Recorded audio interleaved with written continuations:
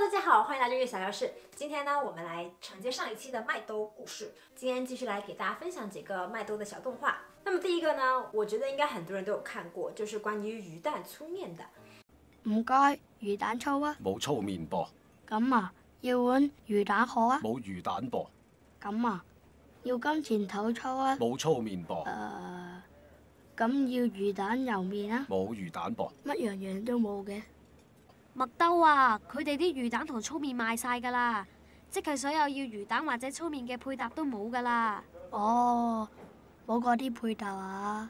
咁唔該淨魚蛋。冇魚蛋噃。咁粗麵呢？冇粗麵噃。要碗魚蛋河啊，冇魚蛋喎。这里想跟大家分享的呢，就是在廣東或者是香港非常常見的，就是你在點單的時候，你不會說這個餐品的全稱，而是經常會說一些縮寫。就比方說這裡的魚蛋粗，魚蛋粗，那其實就是魚蛋粗麵嘛，魚蛋粗麵。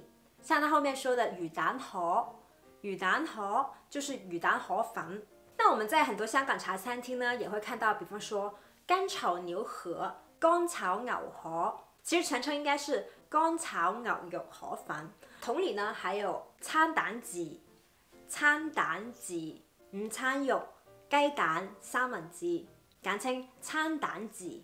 那同理呢，還有很多不同的飲料，檸樂、檸檬可樂、檸七、檸檬七喜、檸茶、檸檬茶。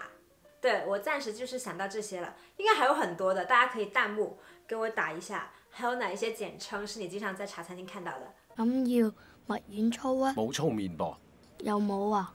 咁唔該俾碗魚蛋奶啊！冇魚蛋噃。冇魚蛋噃，冇粗麵噃。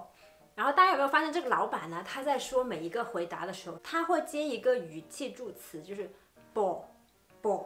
這個噃呢，一般就是用在句尾，表示加強語氣，表示叮嚀或者是肯定。那就比方說，聽講今日會落雨，記得帶翻把遮噃。然後我發現其實有一個很相近的呢，就是我聽講今日會落雨，記得帶翻把遮喎。唔好意思啊，麻煩你掃一掃碼，我哋呢度唔收現金㗎噃。我哋呢度唔收現金㗎喎。好嘢，我冇書攞 A 啊！麥兜啊，你呢個係 H 嚟㗎 ，H 同佢 A 字個頭差少少㗎。哎呀，爭少少就攞 A 啦。A 你個頭咩 ？A 你個頭咩？乜嘢你個頭？就是普通話裡面什麼什麼個屁，什麼什麼個大頭鬼。喂，一陣間我哋去食飯咯。食你個頭咩？就嚟考試啦。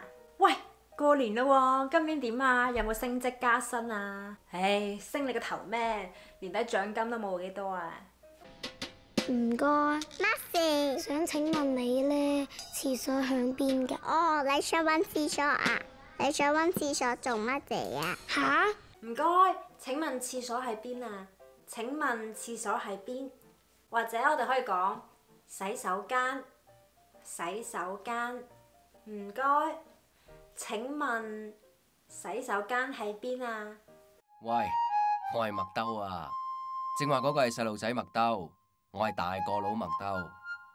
細路仔麥兜同大個佬麥兜除咗把聲唔同之外，細路仔麥兜嘅世界仲有好多幻想。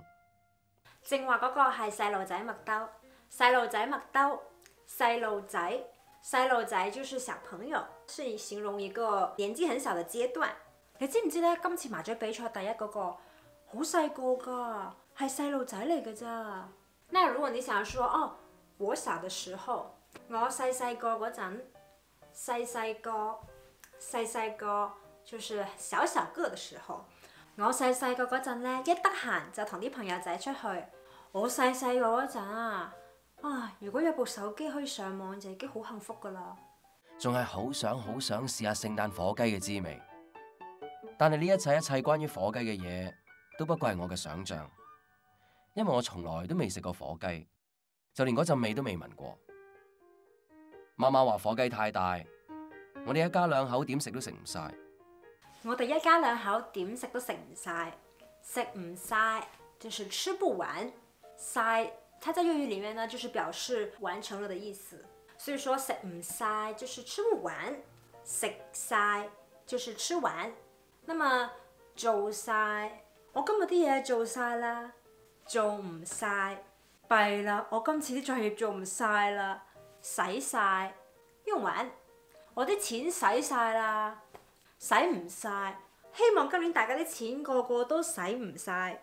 星期日，我的起心肝同媽媽講，不如飲茶啊！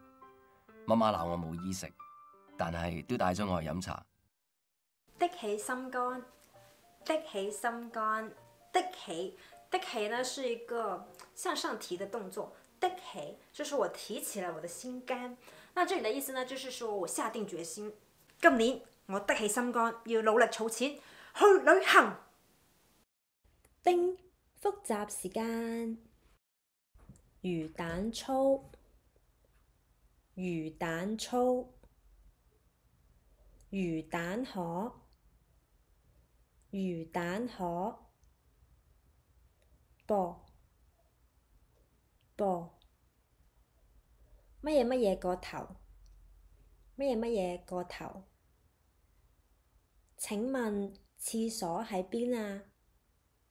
請問廁所喺邊啊？請問洗手間喺邊啊？請問洗手間喺邊啊？細路仔，細路仔，細細個，細細個，食晒，食晒，食唔晒，食唔晒，的起心肝，的起心肝。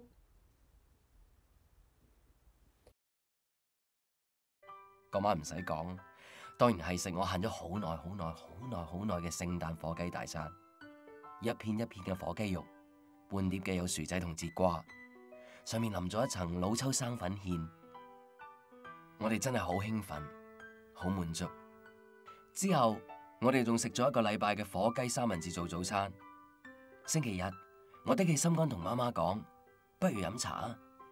媽媽鬧我冇衣食，但係都帶咗我去飲茶。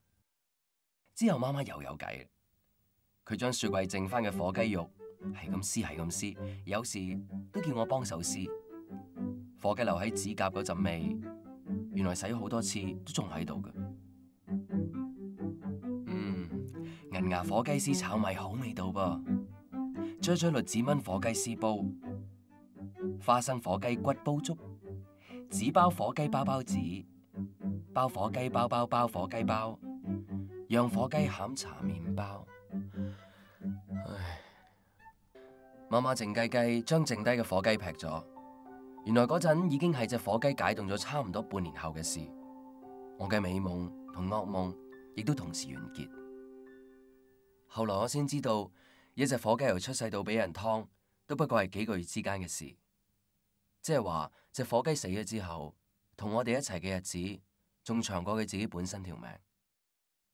我仲發覺到火雞嘅味道，未食同食第一啖之間，已經係佢嘅最高峰。